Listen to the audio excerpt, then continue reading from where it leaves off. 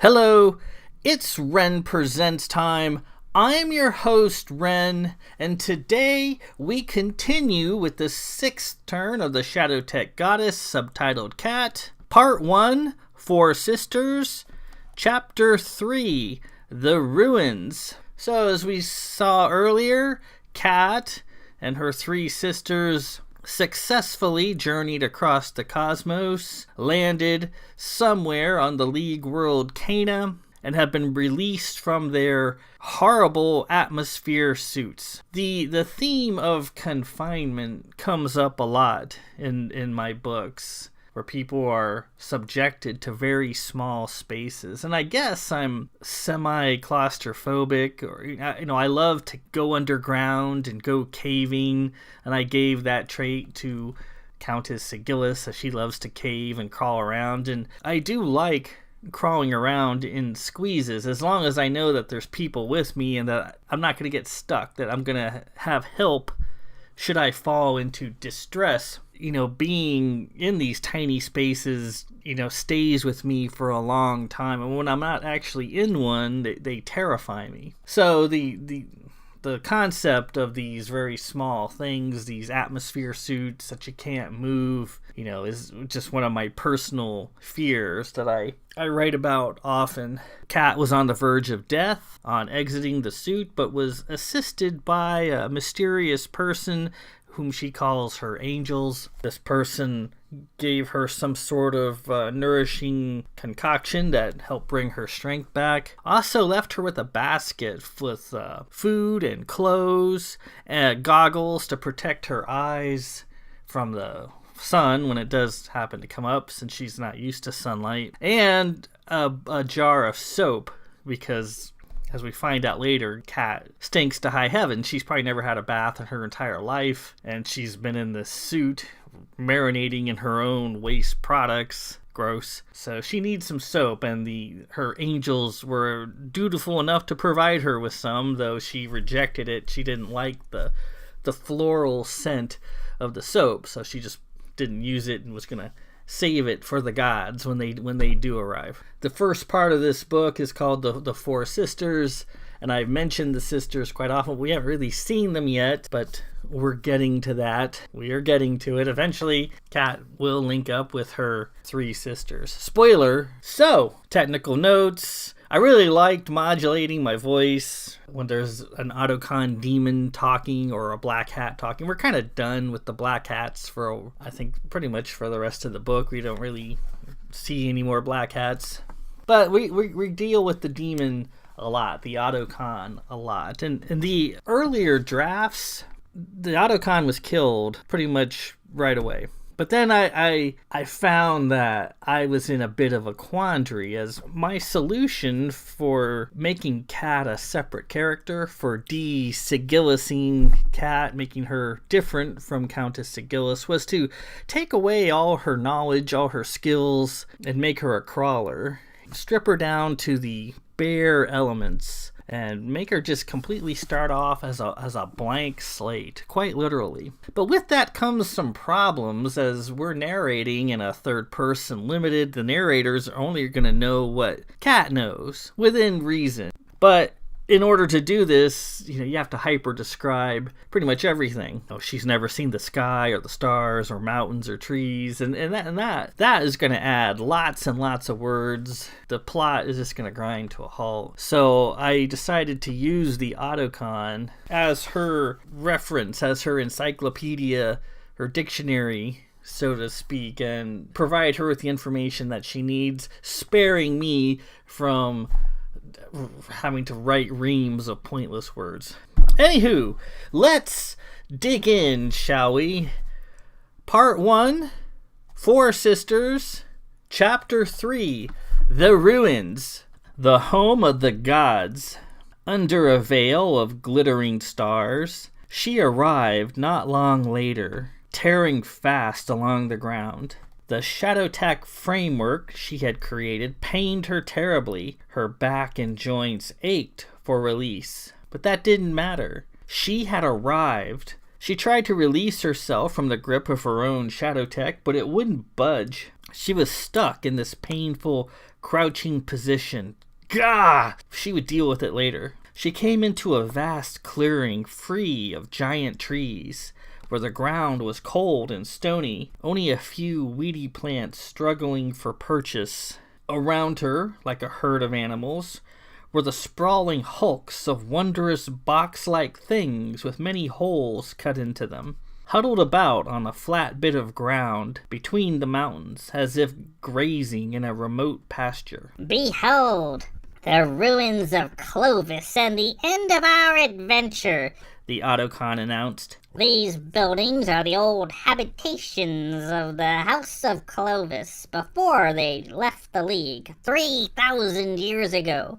The buildings have lain abandoned ever since. Kat gazed at the buildings in wonder. In Shade Church, there was Skull Charnel City, a collection of underground structures where the strongest of the crawlers lived and fought. She wasn't strong enough to fight for such a place, so she avoided it. But here, look at it. There were many buildings, more than 3, more than 5, many more, and all to herself. The buildings were arranged in some sort of divine plan, though she couldn't determine what it was. She had never seen structures like these, built with skill and craftsmanship, huddled in the dark, places gods would live. Her heart pounded. Where were the angels and the gods? She appeared to be the only person about. Why weren't they out to greet her? Pathways ran through the structure, some clear, others littered with debris and ragged vegetation. She tore down the pathway on all fours, clattering through the loose stones, shouting for the angels, shouting for the gods to come out. She did the grand tour, seeing everything 2 and 3 times. Some of the structures had fallen in, mere skeletons of stone and masonry, reminding her of the bones of a giant beast she had once seen, while others seemed fairly intact, their stony faces dotted with empty holes. She fetched the Autocon from her basket and pummeled it with questions. "Tell me what these buildings are." The Autocon complied. "That is the wheelhouse, and over there is the cistern. The largest structure is the main habitation, once a grand manor of Clovis. The smaller are ancillary buildings, workhouses, dormitories for the slaves, and so on. Enough! We are not interested in these structures above ground, no, or the sordid history of this woe-begotten place. We are looking for an underground catacomb. The catacomb is our destination. Evidence of the Shadowtech goddess is there to be found. The Black Abbess must have it." "I told you I don't care about that." Ahead, in the stand of trees, she saw a group of people. The angels, the gods. She skittered to a stop before them. At last, they towered over her, standing on a lofty platform. They seemed pristine people, wearing clothes, which was very impressive to her. They seemed to be in command of the vegetation, for it appeared to sprout from their very bodies. There were more than 5 on the platform. Counting, she counted to 5 twice. 5 2 times, whatever the number that was. "I am here. I have come as you requested," she said. The angels said nothing. They didn't even move. "I have clothes. I have a basket. I am Kat." Nothing. She had a thought. Perhaps her Shadowtech claws and the armature was frightening them, or perhaps they couldn't see her because she was locked into place on all fours at the base of their platform. She again attempted to get rid of the Shadowtech and stand up to face them, but try as she might, she could not dispel it. She groaned and stretched, rolling in the dirt, her legs sticking up in the air, trying to free herself of her own Shadowtech construction. The Autocon laughed at her lack of skill. "You look like a turtle on its back, roasting in the sun." She gave up. She was unable to stand erect, but she was not overly put off. She was used to crawling. She would work on the problem later. though the gods certainly must not be impressed by her lack of skill. "Speak to me! I wish to hear your voices," she cried, flopping about on her back, struggling to stand. The Autocon laughed again. "These figures before you are not people, nor are they gods. They are statues, mere effigies in stone. These are images of the Clovis, who once lived here before fleeing the League long ago. They cannot answer, and even if they could, why would they want to speak to you?" "The angel told me I am loved. That must mean something. If I am loved, why would they not want to speak to me?" "Love?" The Autocon choked. Love is a thing for painted dandies and for league fools. Love has no place in the Black Hats." "I am loved. If love is despised in the Black Hats, and I accept it all the more, for I despise the Black Hats." "Love will be your death. Seek you a suicide, then seek love." Perturbed, she set the Autocon aside and climbed up the platform, scrabbling about at the feet of the statues. She rummaged through the vegetation, pushing it aside, feeling the cold, stony faces of the figures. The Autocon was correct. The people were made of carved stone, standing together in lofty grace, wearing carved clothing. She was empty with disappointment. She jumped down to the ground. The ruins were utterly still and quiet. "Where are the gods?" "There are no gods other than the Black Hats," the Autocon answered. "Ha! Wait! I hear something." Listen.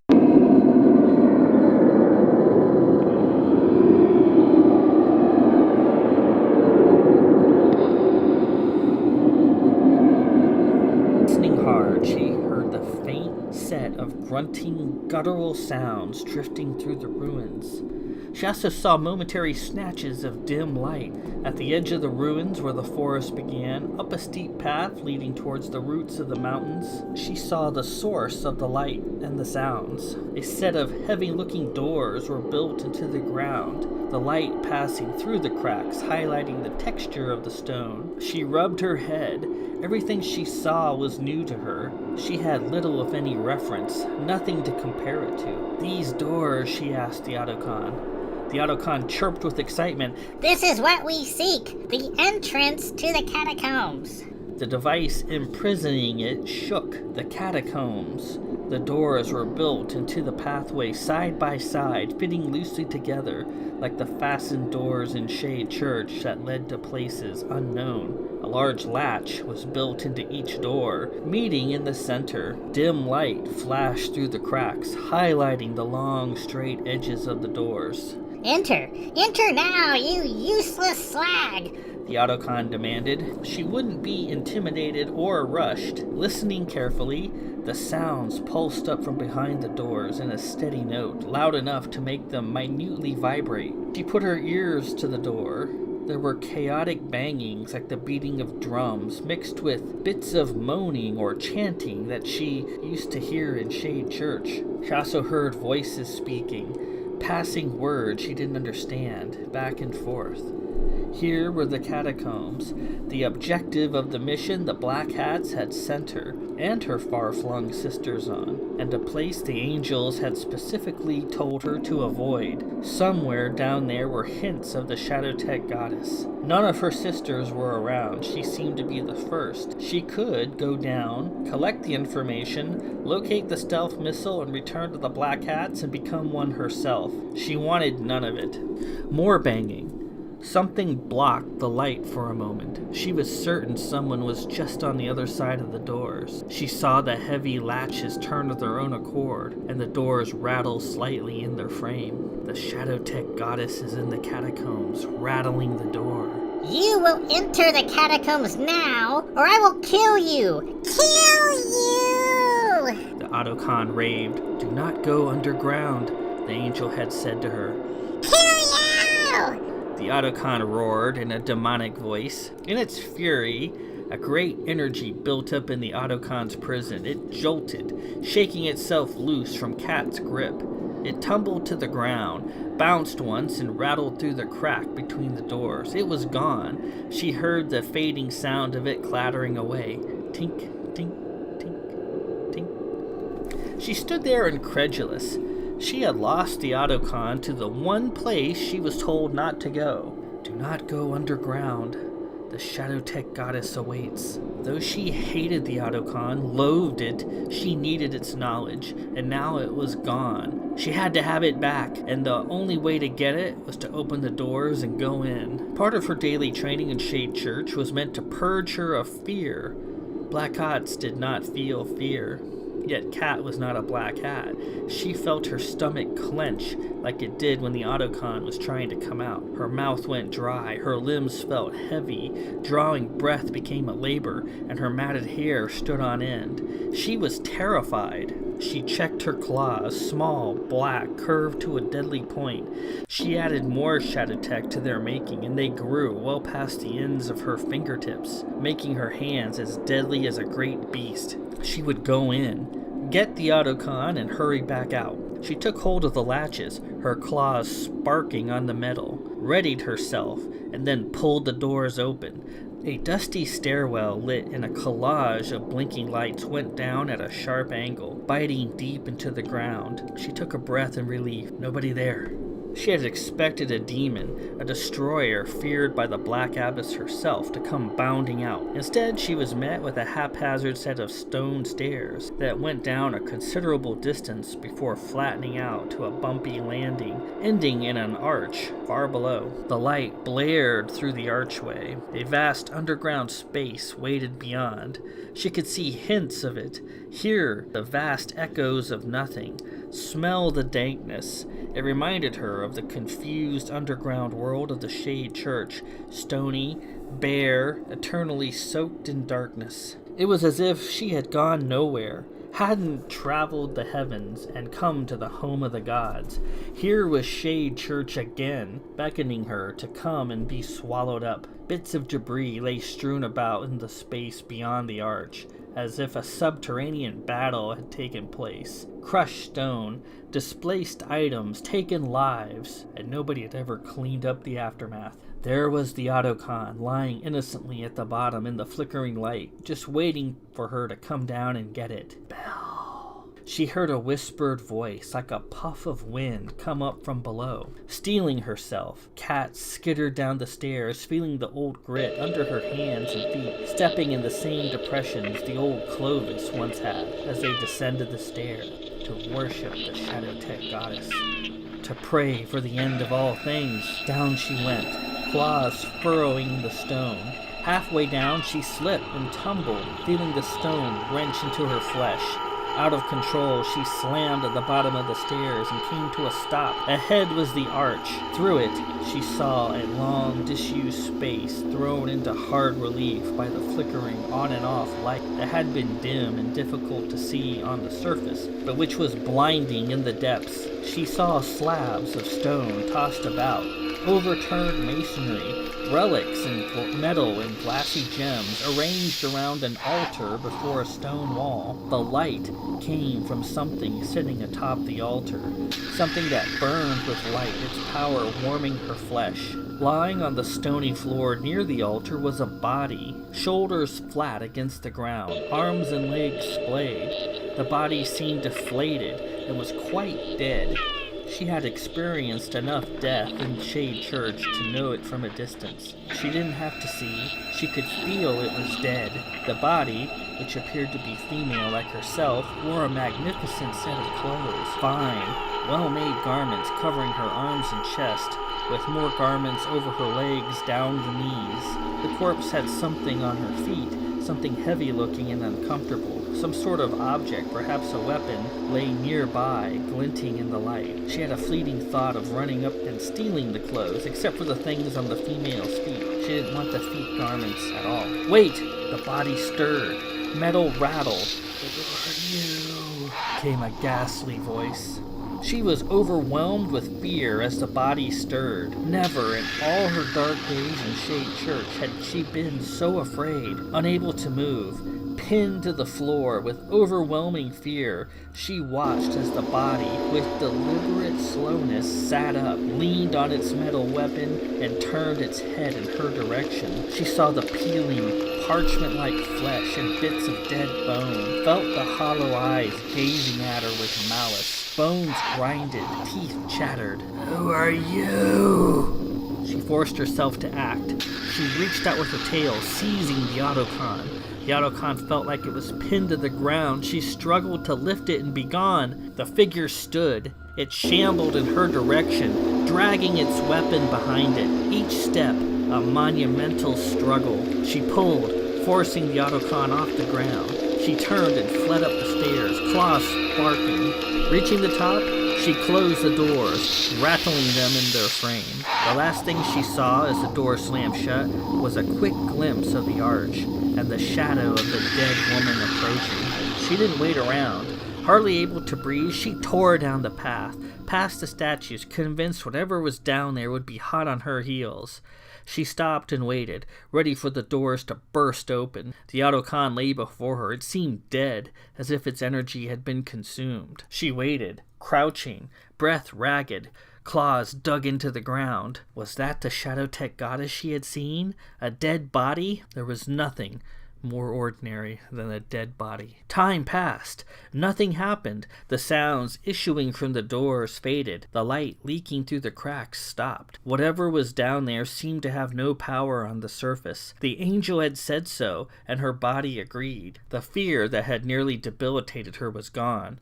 She felt command of her own body returning. The angel said the surface was safe, and she believed the angel. The Autocon began to stir. The glow of its eyes through the window returned. Did you collect the evidence? Its voice a distant whisper. I did not. It shouted. Then get back down there. I am not going back down there. You're a coward. Most likely. She had no intention of ever returning to those accursed doors.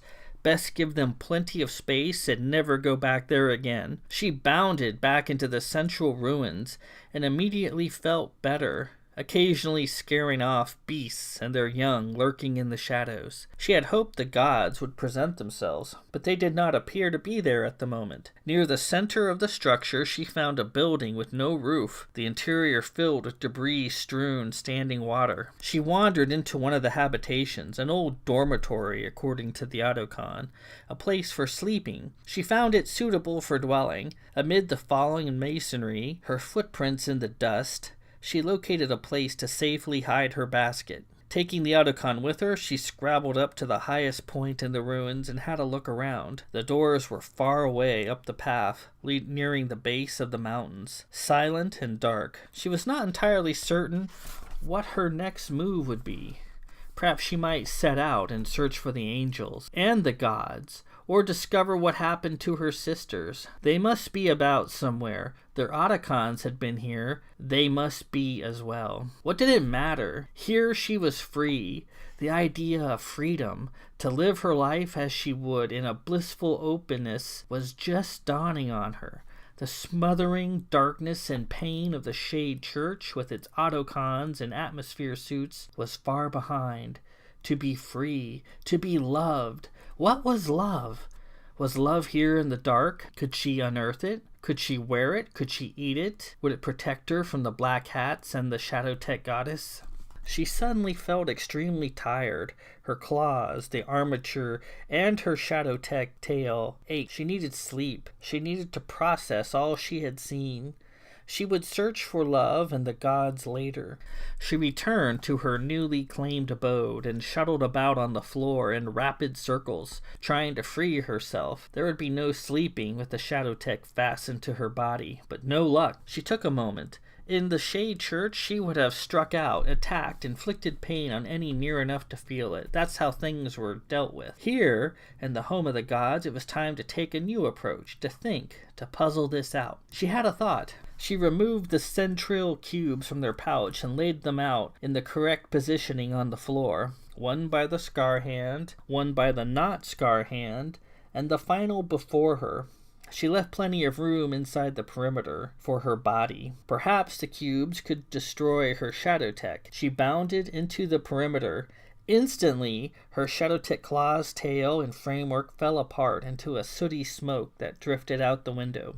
Relief! She was free to stand. She felt like dancing. She removed her clothes and carefully placed them back into the basket. She marveled at the clean smell of her body. It still smelled like the water of the stream.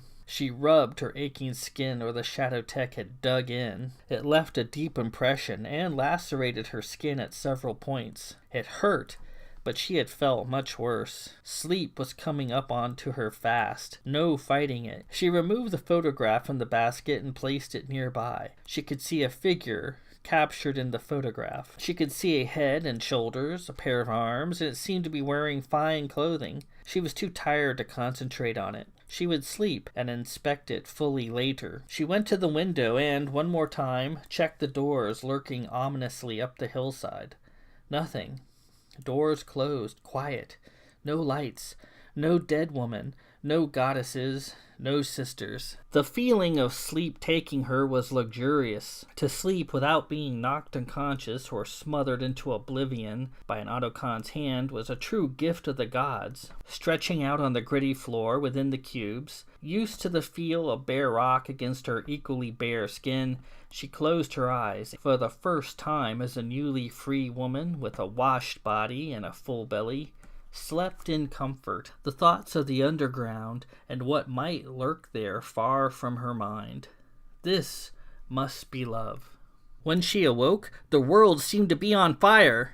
A great fiery ball had risen from the ground and hung over the mountains, filling her habitation with shafts of blinding light. In a panic, shielding her eyes, she hid in the shadows and consulted with the Autocon, ready to flee into the forest at any moment. The Autocon chided her. It's daytime, you stupid woman, and that bright object in the sky is the sun, a star, specifically Beta Terrigen, furnishing this world with light and warmth. You truly are a simpleton, knowing absolutely nothing. Every world is a dawn and a dusk, a day and a night. Sunlight, impossibly bright. The angels had given her a gift regarding sunlight. She rooted around in her basket, locating the goggles. She fumbled with them, situating them until they rested over her eyes. With the goggles on, she could see all around. She went to the window and gasped, "And what world is this? Tell me!" It's Cana, the stronghold of the League, the fastness of the Sisterhood of Light. And this is sunlight? Yes, it's sunlight, it's daybreak, early morning. Cana, home of the gods. Flush with light. Though afraid at first, with her goggles, she was greater than the daylight. She soon became fascinated by the sun and its light and the vivid colors that came with it, few of which she had ever seen before. When she pulled her clothes out of the basket to put them on, she had a terrific surprise. The color of her clothes, same color as the angel's robe, that same wonderful color of mercy that filled her memories with comfort and warmth. "What color is this?" she asked. It's green, the Autocon replied in a dry manner. She was joyous. "Green, green, green! The best of all colors!" She donned her clothes with pride, grabbed the Autocon, holding it like a baton, and went outside into the light. Look! There was green everywhere. The trees were green. The ground was green in long patches. This was the land of mercy. Full of questions, she pummeled the Autocon. What was this? What was that? She learned the sky was blue and the clouds running across it were white. The statues that had disappointed her were gray, and so were the doors she refused to approach. There were reds and browns, ochres, and bits of yellow and orange. She learned so much her head began to hurt. She learned about deer and birds, wolves and bears. This place, this Cana, was truly the home of the angels and the gods themselves. She found a great room in the habitations, larger, loftier than the others. She found the open space inviting. Ancient debris of small size and amazing color lay scattered about. Wreckage from an age long gone. Putting her new knowledge of colors to the test, she saw lovely reds and soft blues, flawless greens and tawny browns. She was fascinated by the debris. What was it? The debris was composed of many small objects, dirty, but each of perfect mesmerizing symmetry. The objects weren't masonry, and after careful considerations, she determined they weren't wood or earth either. They were hard but slightly squashy. They were small and lightweight. When she held one of the objects in her hands, it opened and closed, revealing thin, flexible sheets within. The sheets smelled incredible. Taking several whose colors she favored, she sped back, showing them to the Autocon. That is a book, it said. The sheets within are pages. The pages were covered with black lines and symbols. Writing, the Autocon told her. Captured words. She marveled at it, not fully comprehending. Words, snatched out of the air and placed on the page. She demanded the Autocon tell her what the writing said. Autocon refused. You know my price. The depths, the catacombs. Kat had no intention of returning to the depths. She brought the books to her habitation, placing them near her photograph. After some of her excitement diminished, she felt her stomach growling. Hunger, she knew it well. Reveling in her new freedom and ample spare time, she decided she would eat. Taking her food container from the basket along with the photograph, she scrabbled up to the top of the ruins, set her things out in the sunshine, and ate like an empress, wearing her goggles, relishing the food, sticking her hands in, scooping up the liquid, licking them clean.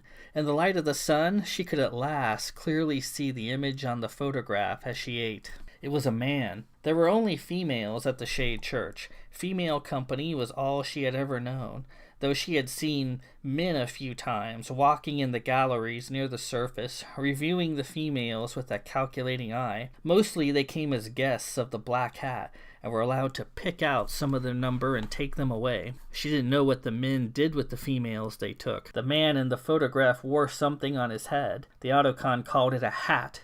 A hat? Is he a black hat? No, bloody woman, he's not a black hat.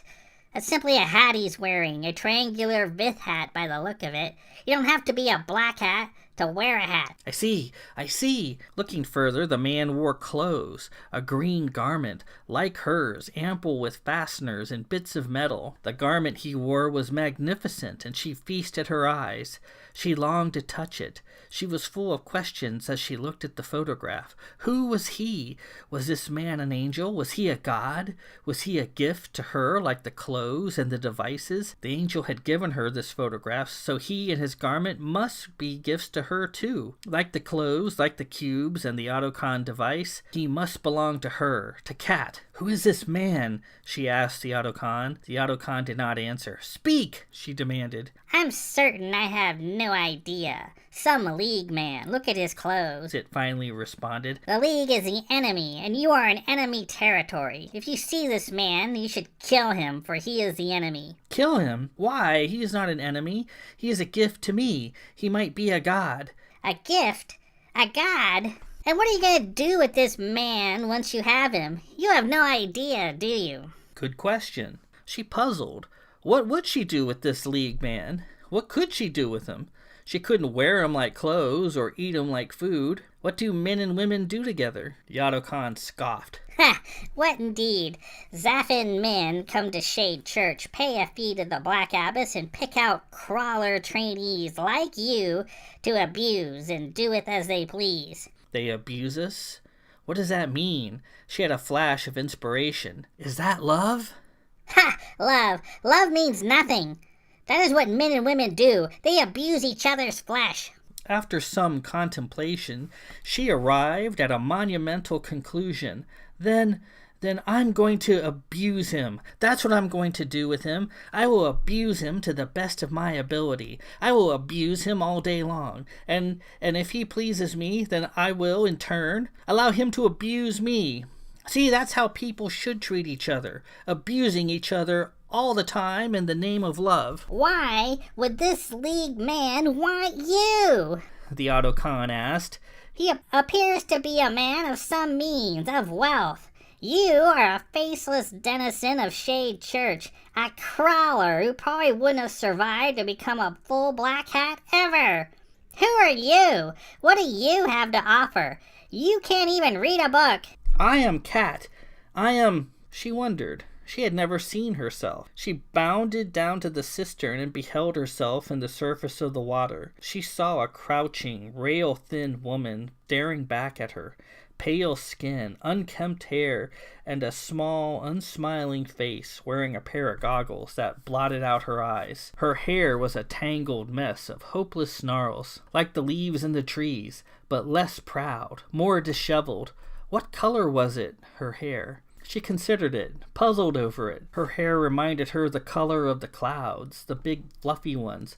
White, mixed with a bit of yellow from the sun. She touched her hair, bird and ratty, never given a second thought. The man's hair in the picture was orderly and short. She removed her goggles to see her face without them.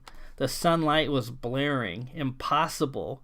She squinted, opening her eyes on occasion, only to go blind with the light. She managed to briefly catch a glimpse of herself. There was a discoloration near one of her eyes. She tried to wipe it away, but it wouldn't go. That is the shadow mark. It brands you as a bearer of shadow tech, the Autocon said. The mark proves you belong to the Black Hats. She put her goggles back on. She didn't like the shadow mark. She wondered if the man would like her. Would he want to abuse her? She would be crushed if he didn't. I want to impress him, she said. I will impress him with my clothes, and my knowledge of the surroundings, and with opening and closing things, and with eating food, and with my skill with shadow tech. And I shall learn to read. That shadow tech is not yours. It is mine, and so is he, and so are you. Everything is mine. Everything is Cat's. She shook the Autocon. Teach me to read the captured words on the page. You wish to read? Then get your ungrateful carcass into the depths. She tossed the Autocon aside. She tried to summon Shadow Tech, to make the Shadow Tech within her body obey her commands. It rumbled within, and did nothing more. The Autocon laughed at her. After a few more tries, it emerged from her body. She managed to recreate her Shadow Tech claws, tail, and armature that forced her into a crouching position. She would need to practice with her Shadow Tech so she could properly abuse the man. She couldn't wait to see him and his beautiful garment in person for the first time, and abuse him. She would abuse him as the Autocon watched, so that it could see how proper people should act. She returned to her habitation, put the Autocon in its hiding spot, removed her goggles, and went to sleep, lying on the floor, her brain buzzing with all the things she had learned, and dreaming of abusing the man. Woman, wake up! She roused from her sleep and became aware of movement outside. She automatically suspected the doors in the ground, that perhaps the Shadow Tech goddess was loose, the doors thrown open and on the prowl. From her vantage point, she could see that the doors beyond the ruins were as she had left them, closed, their light muted by the sun. Instead, something large with great sails moved overhead. It moved as a dark patch across the sky, blotting out a vast portion of it, plowing through the clouds, dissipating them as it passed. It cast an immense shadow across the mountain. Avast! The Autocon called out. It's the sisters and their Venera ships. The enemy has detected us. The sister ship looked like a great spiral floating effortlessly on air, giant-sized, rivaling the great mountains, shadowy, white, like the clouds. It looked more like a living creature than a vessel. At the front of the ship was a great mass of tentacles that reached about in tentative jabs, probing the air, collecting information. As it approached, she felt the ground tremble. The angels had warned her of the sisters and what they could do to her. She felt no particular fear as the ship came in, only a bit of anger. These ruins were hers. She had just arrived, and here were the League's sisters, whoever they were, to take what was hers. She had thought to stand, to allow the sisters to detect her and fight them. This place was given to her by the gods, and she ought to fight for it. But the angels had implored her to hide from the sisters. Perhaps they were greater than she was. Perhaps they had better clothes and better food. Perhaps their skill at opening things was better. Perhaps they would kill her. To locate the angel, to meet the gods, abuse the man, and be taught the wonders of love. She must thwart the sisters and survive. She threw the Autocon into the basket, deployed her central cubes, and stepped inside, her Shadow Tech claws instantly returning to smoke. The Centrils will protect you, the angel had said. Outside, a shadow fell as the vessel passed overhead, the brightness of day turning to more familiar night. The habitation shook. She thought she could hear the whisper of mental voices flashing back and forth, the sisters chattering amongst themselves, questioning, wondering what was here. Through the windows, a tentacle from their vessel came wandering in, floating with weightless grace, tentatively probing the old stone of the room. She stared at it, unable to determine if it was stone or metal. It seemed to shrink and expand as if it were breathing. It moved without a sound as it floated about the room. Kat stood within the cubes, waiting, wondering if the tentacle, guided by the sisters in their vessel high above, would discover her. She had to duck once or twice as it swept past her position. After a time, the tentacle retreated through the window, and the vessel moved on, floating across the sky, getting lost in the clouds, the light of day returning. She breathed easy. Once again, the angel's gift worked as they had promised. How is it you are not dead? The Autocon asked as she retrieved it from the basket. I am too great for the sisters, she replied. The Autocon groaned in disappointment. And that concludes Part 1, Chapter 3, The Ruins. Kat is getting along nicely. Had a brush with the Sisterhood of Light, the top sect in the League, as we've seen in other books. Next chapter, Chapter 4, entitled Bird, Walker, Wheel, and Cat, as Kat links up with her three sisters at long last. So, until next week, this is Ren Presents. I'm your host, Ren. Until next time, peace out.